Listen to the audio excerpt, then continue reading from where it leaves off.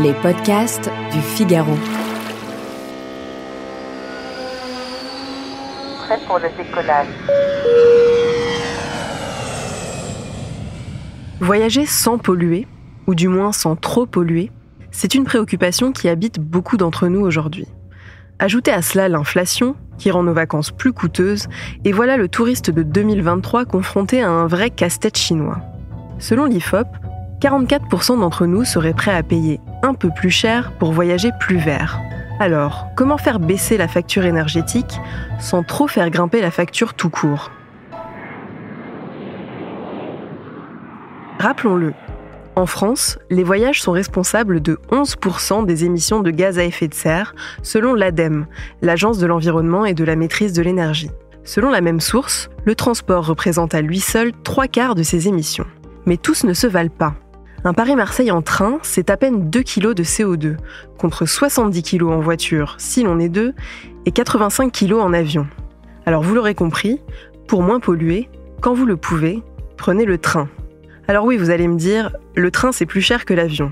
Et c'est malheureusement souvent vrai. Reste qu'il est facile de faire quelques économies en réservant le plus tôt possible, idéalement au moment de l'ouverture des ventes, et en faisant jouer la concurrence, Trenitalia ou La Renfe pour ne pas les nommer. Pensez aussi aux bus. Ramenés au nombre de passagers, ils sont peu polluants et souvent beaucoup moins chers que le train. Cet été, Blablabus a même lancé plusieurs lignes nocturnes à destination du Portugal, de la Croatie ou encore de l'Espagne. Comptez environ 40 € le Paris-Londres et ça fait toujours une nuit d'hôtel d'économiser. Ensuite, une fois sur place, essayez au maximum de laisser la voiture au garage. Pour arriver à destination, plutôt que de louer un SUV, renseignez-vous sur les transports en commun et pensez au covoiturage. C'est aussi le conseil de Florence Clément, responsable communication pour l'ADEME.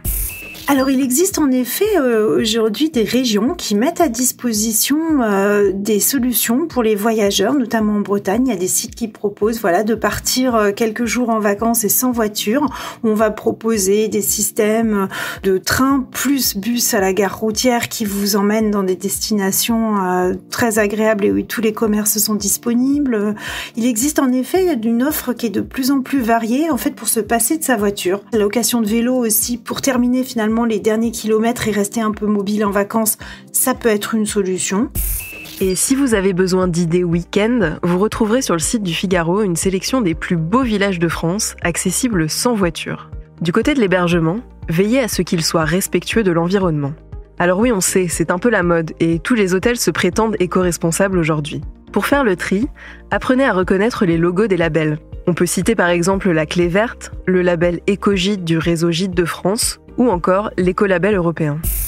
Une petite fleur qui est dans un logo carré qui s'appelle Écolabel et qui va vraiment être attribuée à des hôtels qui vont être dans une démarche pour limiter l'ensemble de leur pollution, que ce soit consommer moins d'électricité, mieux gérer les déchets, éviter le gaspillage alimentaire, limiter aussi toutes les consommations inutiles sur l'hygiène des chambres. Les serviettes ne sont pas forcément lavées tous les jours si vous ne le demandez pas.